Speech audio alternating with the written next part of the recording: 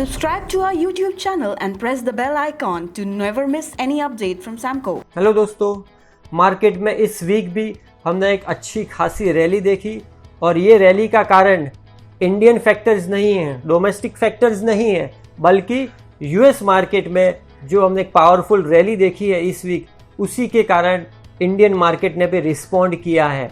ऐसा लगता है कि पूरे विश्व में यूएस मार्केट ही है, वो जैसे चल रहा है उसी प्रकार, ना ही भारतीय बाजार नहीं, दुनिया विश्व के सभी देश उसी प्रकार, एटलीस्ट शेयर बाजार उस प्रकार चल रहे हैं। तो ये जो रैली हमने देखी है वो बेसिकली यूएस मार्केट में पॉजिटिव रुझान थे, इसके कारण इंडिया में भी हमने एक रैली देखी है।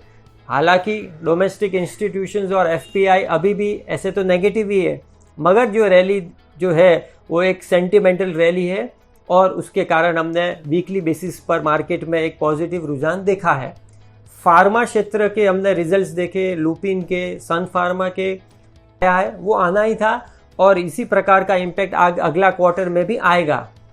लेकिन उनकी जो कमेंट्री है वो कमेंट्री काफ़ी एनकरेजिंग नहीं थी। प्राइसिंग प्रेशर उन्हें यूएस में अभी भी लग रहे हैं और डोमेस्टिक मार्केट में भी नॉर्मल ग्रोथ आती दिखती है। फार्मा शेयर्स अवॉइड करने चाहिए या सेल ऑन रैली की स्ट्रेटेजी ट्रेडरों को रखनी चाहिए। प्राइवेट सेक्टर बैंक्स में बाय ऑन डिप्स अभी रखना चाहिए, क्योंकि मोस्टली ऐसा लगता है कि शायद लॉकडाउन खुलेगा, कुछ रिस्ट्रिक्शंस रहेंगे, इकोनॉमी नॉर्मल होने की कोशिश करेगी, तो उसी के कारण प्राइवेट सेक्टर बैंक्स खासकर कोटक या आईसीआईसीआई बैंक में आपको बाय ऑन डिप्स की स्ट्रैटेजी रखनी चाहिए, क्योंकि वो थोड़े बहुत जब मार्केट नॉर्मलाइज होगा तो जो मेन रिवर्जन या बैक टू 200 डे ईएमए, हमने मार्केट में देखा है कि कई सारे शेयर्स वापस अपने 200 डे मूविंग एवरेज के आसपास जाने की कोशिश कर रहे हैं।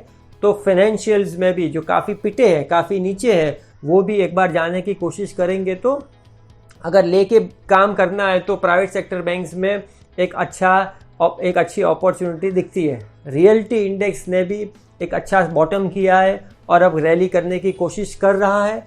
तो गोदरेज प्रॉपर्टी जैसे शेयर्स और ओबेरॉय रियल्टी, ये शेयर्स में एक अच्छी खासी रैली देख सकते हैं अगले कुछ हफ्तों में।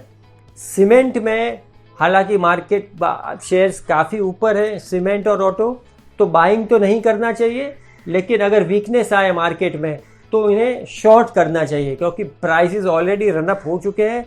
तो बाइंग करने में अब मार्जिन ऑफ सेफ्टी नहीं है, ये ट्रेडिंग के लिए आज से। तो शॉर्ट पोजीशंस आपको अभी नहीं करनी चाहिए। आपको अगर शॉर्ट पोजीशन है तो रिड्यूस कर लेनी चाहिए। निफ्टी और बैंक निफ्टी में वापस 9,900 और 10,000 के आसपास कुछ लेवल्स वापस आते दिखते हैं।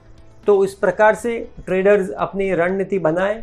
इन्वेस्टर्स अभी भी दूर रहे साइड, अभी भी मार्केट में क्लैरिटी नहीं है और एट हायर लेवल्स अगर पैसा चाहिए तो वो थोड़े बहुत प्रॉफिट बुक कर सकते हैं, पैसा रख सकते हैं, अभी इन्वेस्ट नहीं करें। और ट्रेडर्स जैसे बताया, जो सेक्टर्स फार्मा में सेल ऑन रैली शॉर्ट करने चाहिए, इन्वेस्टिंग के लिहाज से फार्मा अभी अवॉइड करना चाहिए। प्राइवेट सेक्टर बैंक में बाय ऑन डिप्स रखना चाहिए। रियलिटी सेक्टर में Godrej property, Oberoi buy on dips लेने चाहिए।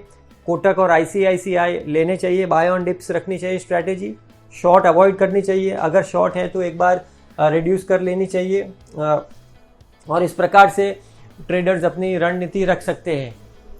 गवर्नमेंट का जो ऐलान आएगा कि लॉकडाउन किस तरीके से आगे रहेगा, वो एक मेजर फैक्टर है, निर्भर करेगा मार्केट की अगले हफ्ते की रणनीति के कारण।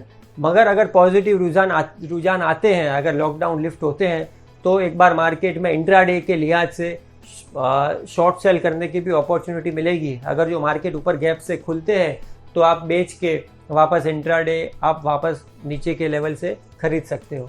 अगर आपकी कोई क्वेरी है, सवाल है, तो हमें लिख भेजिए, हम उसका उत्तर ज़रूर देंगे। Thank you.